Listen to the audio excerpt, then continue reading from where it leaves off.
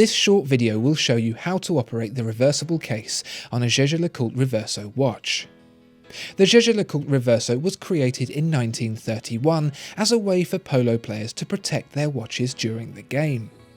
This is achieved by pulling the edge of the case on the crown side away from the watch, sliding it across and then flipping it over. Push the case flush until a snap is heard. Some Reverso watches have an additional display on the reverse.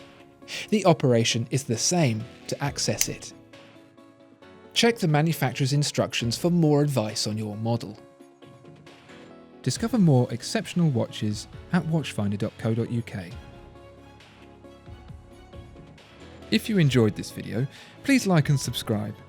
If there are any other watches you'd like to see reviewed, please let us know in the comments below.